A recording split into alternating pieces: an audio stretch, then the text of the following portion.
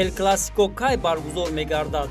вохӯрии даври ҳафтуми чемпионати Испания байни дастаҳои Барселона ва Реал Мадрид рӯзи шанбе 24 октябр дар варзишгоҳи муҳташами Камп Nou баргузор мешавад.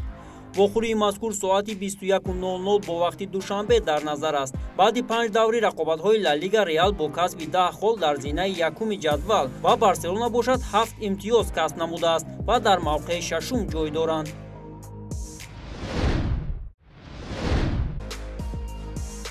дар Уганда футболбозро то мурдан заданд. дар музофоти ламвои Угандаи шимолӣ фоҷиаи даҳшатангез сар зад. футболбози таҷоӣ аз ғояти зарбаҳои сахти ҳамдастааш ба ҳалокат расид. ин дар ҳолест ки як футболбоз бо номи Черчил Овачи дар бозии дастаҳои маҳаллӣ ба майдон баромад ва дар рафти бозӣ ба иштибоҳ роҳ дод, ки ин хатогии ӯ ба гол оварда расонид. ин боиси хашму бадбинии ҳамдастагонаш шуд ва онҳо ба сари Овачи ҳамла карданд. баъди бозӣ Черчил ба сифати қасдгирӣ бо яке аз ҳамдастагонаш бархӯрд кард, ки боз аз ҷониби онҳо мавриди латугӯб қарор гирифт. гуфта мешавад, ки дар рафти ҷангу хархашак Черчил аз ҳуш рафт ва зуд ӯро ба беморхона бурданд, ки баъди чанде ҷони худро аз даст дод. бино ба иттилои Dialia Monitor, ҳамаи онҳое, ки дар ин ҷанги гурӯҳӣ иштирок доштанд, барои пурсиш ба шуъбаи ҳифзи ҳуқуқ бурда шуданд.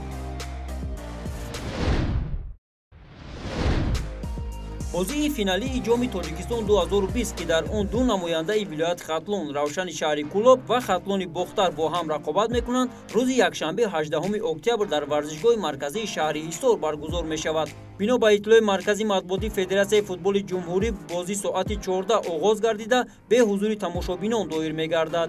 ёдовар мешавем, Равшан барои ба финал роҳ пайдо кардан бар тимҳои Ҳулбуки Восе 3-2, бо Паншери Ҷалолиддин Балхи 3-2, Истиқлоли Душанбе 4-2 ва Регар Тадаси Турсунзода 1-0 ғолиб омад. Хатлон бошад барои ба финал баромадан бар дастаҳои Файзканди Восе 2-1, Эсқатаи Хуҷанд 1-0 ва Истарафшани Истарафшан 2-0 пирӯз шуд. қобили зикр аст, ки 17 сол пеш соли 2003 ин дастаҳо дар вохӯрии финали ҷоми футболи Тоҷикистон бо ҳам бозӣ карда буданд.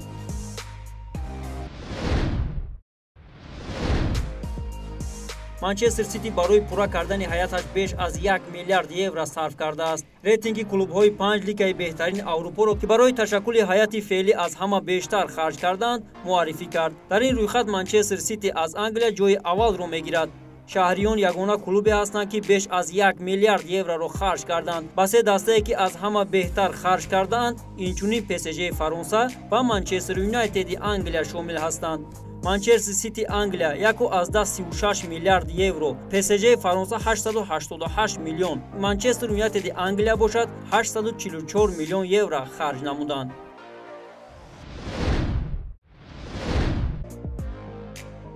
оё касе тавони рақобат бо Криштиану Роналдуро дорад? музди маоши футболбозони чемпионати Италия барои мавсими 2020-2021 муайян шуд. миёни бозингарон аз ҳама зиёд ситораи Ювентус Криштиану Роналду маош мегирад.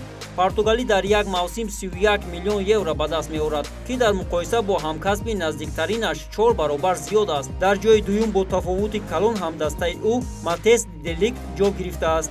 ӯ 8 миллион евро дар як сол кор мекунад. зинаи баъдиро Ромелу Лукаку, ҳамлагари тими Интер, бо 7.5 миллион евро ишғол кардааст. аммо бо иловаи подошҳои ҳамлагари Нерадзурӣ метавонад дар як сол дар умум соҳиби 9 миллион евро шавад. зинаҳои баъдиро Кристиан Эриксен Интер ва Эдин Ҷеко аз Рома ишғол мекунад.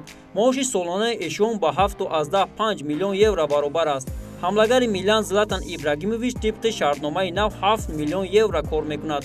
ба дагонаи аввал инчунин Алексис Санчес Интер, Адриен Рабио ва Арон Ремзи Ювентус низ дохиланд. се нафари охир ҳам дар як сол 7 миллион евро ба даст меоранд.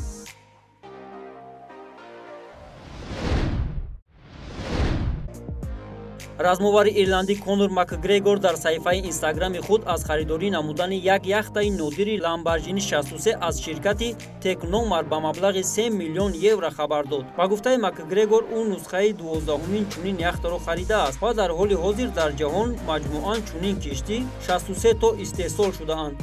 арзиши яхта тақрибан 3 миллион евро ё 3.5 миллион долларро ташкил медиҳад. бояд гуфт, ки ирландӣ яке аз сарватмандтарин варзишгарон дар ҷаҳон маҳсуб ёфта, сармояаш ба 1 миллиард баробар аст.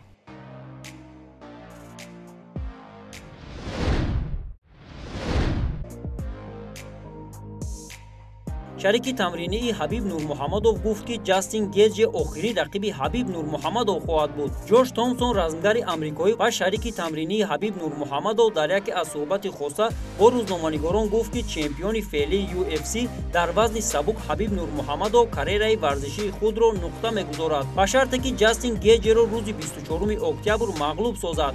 охирин хоҳише ки доғистонӣ дорад ин рақобат бо Жорҷ Сен-Пер аст. агар дар гуфтугӯ бо Сен-Пер муваффақ нагардад пас тамом. мо бо ӯ чанд маротиба гуфтугӯ кардем, ҳамаи нақшаҳоро кашидааст. рақобат бо Ҷастин Геҷи охирин аст, ба истиснои он ки ягон вақт Сен-Пер хоҳиш бо ӯ рақобат карданро пайдо намояд.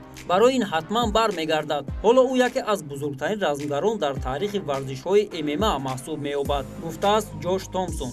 ёдовар мешавем ки рақобати навбатии ҳабиб нурмуҳаммадов дар доираи рақобатҳои UFC 254 бо размгари амрикоӣ Ҷастин Геҷи рӯзи 24 октябри соли ҷорӣ баргузор мегардад.